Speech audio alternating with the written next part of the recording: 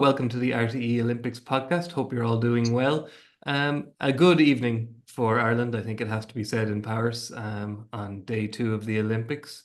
After a few worrying bouts, we finally got a winner in the boxing. Jack Marley in the heavyweights is now just one fight away from a medal. And in the pool, it was a phenomenal evening, really, with Mona McSharry setting a national record in the 100-meter breaststroke to make it through to tomorrow's final as the second fastest qualifier, which, obviously means she's in the mix for a medal, which is a fantastic thing to say. Second consecutive Olympic 100 meters breaststroke final for Mona. Anyway, we will be chatting to Irish Olympian Barry Murphy about that shortly. But first, I want to go over to Raf Diallo in the Paris Nord arena. Raf has been there. Sat through a couple of defeats, Raf, but those who persevere, you got to see a win in the end. Yeah, I've been here all day, and it was right at the very end, just a few minutes ago there, that Jack Marley finally ended the run of defeats that Team Ireland have had since the boxing competition started yesterday. So, of course, we'd had Dean Clancy yesterday, who lost by split decision. And that word split decision and loss was kind of the theme going into this morning as well. Aidan Walsh, of course, had a lot of success 3 years ago in getting to win a bronze medal in Tokyo. He lost against a home favourite here, Frenchman Makam Traore, also by split decision 4-0. And then in the afternoon session, then it was Grania Walsh, obviously from Offaly, from Tullamore. They grew up just down the road from Shane Lowry and knows their family well. This was her Olympics debut. But unfortunately, she also ended up losing by split decision 4-1, and that was to Anna Luca Hamori of Hungary. So there's a huge amount of pressure and there was a sense of gloom, I think, building from the Irish point of view there, even though obviously the tricolours that you see around here and the Monkstown BC flag, which of course was there for Jack Marley on the far side of the arena, there was still that sense of a little bit of a buzz that hopefully something would happen, and Marley delivered. Now, he was seeded 7th. His opponent, a Polish fighter called Mateusz Bereznicki, he was not seeded, but there was a height advantage for the Polish fighter. But Marley didn't really let that get to him, and he was the aggressor. He kind of dominated the center of the ring, and he won each round 4-1. So a split decision victory. And given the nature of the heavyweight division, he goes straight into a quarterfinal. Now, his next opponent is from Tajikistan, and he's the second seed, Davlat. It's never good when the name of the country ends with an Istan when it comes to boxing. No, it does not. But I did watch the fight directly after it, and he was fighting a Georgian opponent who was very aggressive, maybe more aggressive than the way Marley was against his own opponent, but Marley himself was quite aggressive. I think that might be the way to go, because Baltayev definitely seemed to be unnerved by that, and yes, he won by split decision, but it was very, very narrow as well. So, yeah, a tough one. But Marley has a little bit of hope. And as given the nature, as I said, of it, a quarterfinal win, we know what that means if he's to win that. And that fight will be coming up on Thursday. Great. And who is boxing tomorrow for us, Raf? Kelly Harrington is fighting. She's got an Italian opponent, Alessia Messiano.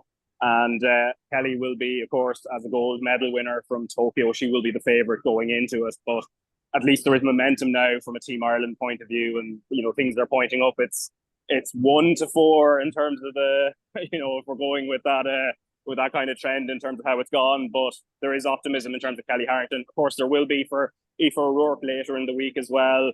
I was speaking to Kenneth Egan at the Irish Cultural Centre when the flag bearer ceremony was happening, and he marked it down that that's the one he's putting he's putting a lot of expectation in terms of Aoife O'Rourke. He thinks she can win gold. So we'll see what happens, but at least we're leaving here with a slightly lighter mood. Okay. Well, Raf, thank you very much for that, and we'll catch up with you during the week. You can head off now. A good night's work done. Right. Yeah. All right. Chat to you again, Raf. See ya. Barry, you've ever been mistaken for a boxer? Kind of wondered, the body shape, kind of, the big upper body. Anyone ever think that was your sport? No, never. We did a bit of boxing as a bit of cross training back in the day, but it was never anything, no non-combative boxing, I would say. Yeah, okay. You're a swimmer, not a fighter. Exactly, yeah. Aquatic space, all aquatic space.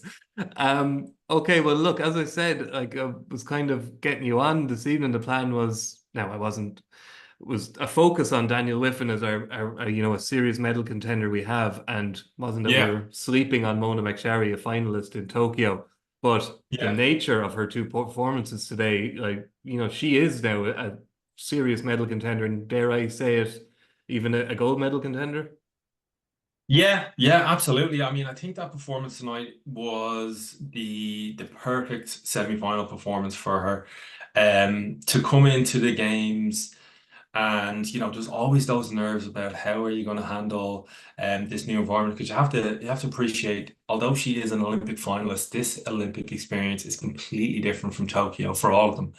The crowd, the atmosphere, the kind of carnival around it wasn't like Tokyo. Tokyo was a very, very different thing. So for her to go into this and be right on her best time this morning in her first swim, where she said she felt a bit nervous, where she maybe had to make some tweaks, and then to come back this evening and do a best time, break a national record, and then to be going into that final in second place is, it's just fallen, everything's falling into place for her. It really is spectacular what she did there tonight. I was kind of watching the race and I thought she wasn't as aggressive as she was this morning in her first 50. She was down a little bit in the kind of the first 25, 30 meters. Now, sometimes in breaststroke, I was a breaststroker, so I kind of understand the stroke. So sometimes what happens is if you see your opponents kind of on your periphery get ahead of you, your mind can go. And with breaststroke, because it's such a technical stroke, you can start slipping the water. You can start almost trying too hard and spinning your wheels a bit. But she is so calm and so cool. Her first 50 was, right on point. She was 30.9, which is again an excellent first split. And then she brought it back like an absolute train. We knew she was in good shape coming into these games. She had, absolutely demolished the Irish record in the 200. So she'd had that endurance background. She's been putting in the work, and she came back like an absolute monster. So I'm really looking forward to tomorrow night. It could be a great day for the Irish all round, with Daniel in the morning and Mona in the evening. I think Ellen has a good shout as well. So it's going to be exciting. And yeah, roll on tomorrow night. We have a swimmer in lane 5 of an Olympic final, which is unbelievable. It's incredible. The one thing that struck me from her interview after her heat with Paula Flynn, our colleague, was she seems really confident. She just seems like, well, she's 3 years older, obviously. She's graduated from college in Tennessee, and like she is older and she is more mature, but there was an air of confidence about her that I think she lacked in Tokyo, probably because it was the first Olympics and like it is an overwhelming thing. She seems like a more competitive animal now. Yeah, absolutely. I mean, what the American system does really well is it turns, good swimmers into great racers. The American collegiate system is a race-heavy system. They're racing week in, week out, and anytime you step on the blocks, you're racing a potential, Olympic finalist, world champion. Like they're all scattered throughout the American system. So she would have honed her skills in the collegiate NCAA system. She was regular podium finisher at NCAAs, which is notably and renowned for being the fastest meet in the world. It's a short course yards meet, so the speeds they're hitting is faster than any other meet ever. So she was always in the mix there, always on the podiums there. And now she's come in 3 years on, a new perspective, having, sharpened those skills and honed in on those racing skills. And we saw it, closing today. She was able to get into the race and really attack that finish. And it's only going to stand to her tomorrow as well. Yeah, so her time, just for anyone who doesn't know, 1:05 seconds, 5.51 seconds is new national record, which was her own record. She was only behind the South African Tatiana Smith, and then you probably have the favorite, or well, at least the reigning world champion, Quanting Tang from China was fourth fastest. Lily King from China, from the USA, would have been expected to be up there. Is it a surprise that Smith is fastest qualifier? No, Smith is the current 200-meter Olympic champion. So she went by Tatiana Shoemaker in the last games. So she's the 100-meter silver medalist and the 200-meter current Olympic champ. So again, she's got the pedigree and she has the background being a 200 swimmer. Maybe a little surprised she's going as fast as she is. But you know, that final is absolutely stacked. I can't tell you how impressive it is that Mona McSharry is beating Lily King. She beat Melatuti as well. So there was Olympic champions scattered all over that semi-final. And for her to put in that performance, I think is a huge testament to the work she's put in, her mindset going in, that sort of swimming without fear, and really staking a claim on her place in that final. Is it a fast pool, Barry, do you think? I've been trying to figure it out because there has been fast swims, and we saw Leon Marchand tonight, the home favorite in the 400 IM, just missed the world record. I am of the opinion that it's actually, because breaststroke is a lower stroke in the water, it's actually slower for the breaststroke swimmers. Adam Peaty's going tonight, so that'll be an interesting kind of what time he drops. That'll probably give a bit more of a barometer of how it is. Because breaststroke's a lower sport, there's more turbulence, and you have to work yourself through that water a bit more. But I've seen the freestyle where they're on top of the water a bit more, and it looks fast there. I don't know yet. It's yet to be determined. It's the Olympic Games. Times don't really matter. It's about who gets their hand on the wall first. It absolutely is. But for people like me who kind of gets interested in swimming, let's be honest, maybe every 2 years, Every if not 4 every years. 4 years. Yeah. Yeah. I'm fascinated by what it means to be a fast pool. Like, can you give us take the breaststroke out because I kind of get you on the breaststroke there with the turbulence. Sure. What does it mean for it to be a fast pool for the freestyle? Like, how is a pool fast? So the kind of consensus is the deeper the pool is, the faster it is. And the reason for that is the water has more space to disperse and be less turbulent. So the majority of times that we would swim in these kind of elite competitions, your worlds, your Europeans, the pool is usually 3 meters deep. You'll especially notice it at the end of a 50 or on the first turn of 100 meters freestyle. When you see the bow wave and the wash come off, especially the men, the power that they have, it'll come off, and then the guys would hit the wall and then try and get under that water to avoid the wave and avoid the turbulence. So it just means that the water, the energy of the water disperses more and creates less turbulence. When it's a shallower pool, the water will then push off the bottom and come back and bounce back up. So it's a much more turbulent environment, and that creates more drag.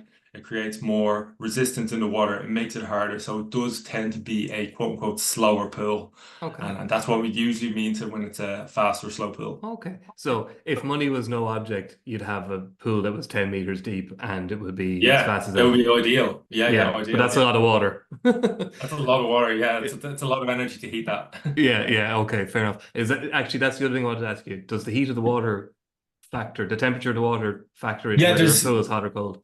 Or fast or slow, I mean. The racing pools are normally that little bit more colder than probably your average training pool. I don't know the degrees off the top of my head, but there are rules about like what temperature the pool has to be. When you go to these big competitions, the diving pool and the warm pools are usually that little bit more cozy to jump in. When you get into the racing pool, you're always like, whoa, takes your breath a bit. So there are different temperatures. Okay, and does that aid? Is that supposed to be faster, a colder pool? Yeah, especially for the longest distance guys, because they're obviously working that much harder. Their heart rate is going up. They're exerting that more energy over a longer period of time, so it's meant to be definitely better for them. Okay, well that's a nice segue onto our man Daniel Wiffen, who is Armagh. Daniel Wiffen, we've had this for a long time. He was born in County Down, but he went to school in Armagh and he considers himself an Armagh man. We had good man, Dan. We have it figured out. Listen, he is coming in here like he's got a target on his back. He won the World Championships, admittedly, missing probably the big hitters who are going to be here for the 800 and the 1500. So let's talk about the 800 first. Bobby Fink of America is probably the favorite, I would imagine. Oh, sorry, Sam Short in Australia and Bobby Fink. They'd be the two. They're the two that Daniel has to beat, basically, if he wants to win gold. Yeah, they were the two. Bobby Fink's the defending Olympic champ. Sam Short has just come through in the last couple of years. He's super talented. The 400 meter champion Hafuni isn't in. He's withdrawn from the game, so that's a huge name to be dropped. But again, Daniel's coming in with a target on his back, being the current world champion in the event. So look, it's going to be. I'm really interested to see how he approaches the heat, because he's in a really competitive heat with Sam Short, Elijah Whittington as well. I think these guys are going to be probably feeling each other out on this and just sort of seeing who goes, who doesn't go. It's going to be pretty strategic.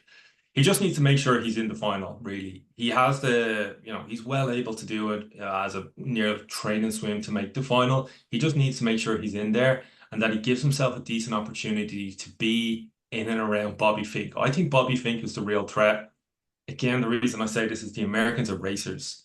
They'll put it on the line for the red, white, and blue. They love it. They step up. They always race, and Bobby Fink is a phenomenal racer. So I think that's where the good threat is going to come. Bobby Fink closes like a train as well. His last 50s are known. They're called Bobby Fink's last 50s. They're known to be unbelievable. So Daniel has to just make sure he knows where Bobby is in the race and can see him in that final. And yeah, it's going to be who can gut it out in that 800. Because Daniel's kind of known as a guy who's best when he's leading front to front, isn't he? He tries to blow people away in the first half of the race and have like a length to spare and just kind of not cruise home, but kind of know he's in control, which obviously won't happen in an Olympic final, I guess. That was it. Like that was kind of how I would see it. Anytime I've seen him be spectacular, he's blown the field away quite early. And just has been in total control, but he's not going to have it his own way at the Olympic Games. Like it's just not going to happen. These guys are racers; they're absolute killers in the water, and come that final, it's going to be real interesting to see how he's able to handle that. He's supremely confident. I love listening to his interviews. It's just so matter of fact that like this is what I'm going to do, and then I'm just going to go and do it. And I love that about him. It's real refreshing to hear an Irish athlete speak like that. So yeah, it's going to be exciting. I'm really looking forward to it. The games have been building up. He's been our kind of our poster boy over the last couple of years. And yeah, it's good. I'm really interested to see how these heats go in the morning. Yeah. And then obviously he is also going in the 1500 meter where you kind of got some of the same characters, obviously. Yeah. Is there anybody in the 1500 meter who's a serious contender who isn't in the 800 Bobby. meters? No, I don't think so. Same characters, yeah. The same characters, and some of the same characters again they're gonna be swimming in the open water as well at the end of the next week. So that'll be Daniel's sort of first little flurry into that. Again, something I've always wanted to see him do. These boys train like ungodly amounts of mileage week in, week out. So like he was training the day after he won his world championship, I think, wasn't he? Or like 2 days after. He just relentless. It is mind blowing. As someone who kind of specializes in 50s, we like our rest and our relaxation. And half hour in the morning, and then that's it. Sit in the hot tub for a little bit, but no, these guys train crazy amounts of mileage. It's almost frightening the yardage they put in, and yeah, so I think he'll transition quite well to the open water. And mad that he's this is going to be his first time kind of giving it a go, and it's the Olympic Games. So yeah, it's the same crew. Like these distance guys, they're kind of known for like rolling as in packs. Some of the team will maybe like the 400 guys will step up to the 800. I think Lucas Martens, the German who won the 400 meters, he probably step up to the 800, but he might not go as far as the 1500. He's more of that middle distance speed. But yeah, the distance guys will go 8 and up all day long. Yeah, no, it's an incredible thing to watch. It's obviously not as the splash and dash, etc., is kind of a marquee event because of like the explosiveness of what you said, but just the sheer athletic ability and stamina of the 800 and 1500 it's something to behold. Yeah, absolutely. No, it's when you've like again, they're almost like different sports. Sprint swimming and distance swimming, they're almost like completely different sports. We say we do the same thing, but we really don't. That's fair enough. Thank you very much, Barry. Obviously you'll be able to watch Daniel and Mona tomorrow on RT2 and the RT Player, and the RT News app and the RT Sports website will keep you covered as well, and we'll have exclusive highlights there, and our live blog will be going all day. Do please follow this podcast wherever you get your podcasts, and that includes YouTube. But just before I go, Barry, I like to share a quirky Olympic story at the end of the podcast, and I have got a swimming one for you. So I want to know, do you know a woman called Eleanor Holm? I don't know. Okay, she was the 1932 100 meters backstroke champion. She's an American. She won gold, so she was hoping to go to Munich in 1936 and defend, but she was kicked off the US team for excessive carousing aboard the SS Manhattan on the way from across the Atlantic. She admits she had a few glasses of champagne, but she reckons it was a grudge was held against her by the US Olympic president, Avery Brundage. 50% of the team petitioned for her to be returned, but Brundage wasn't returning. And it's okay though. It ended up okay for her. She ended up being the president of the IOC, and she also starred in the Hollywood movie Tarzan's Revenge. So There you go. Eleanor Holm. Happy days. There's a life. Have fun. Yeah. Just need to get those races. Yeah, she had a Get good some time. footage of That's the that. main thing. Yeah. Listen, thank you very much for joining me, Barry. And we will hopefully catch up with you again later in the week if we've got some more Irish medal hopes to chat about. So thanks very much, Barry, and everybody else. I will chat to you tomorrow. Good luck. Goodbye. Thanks, Mikey.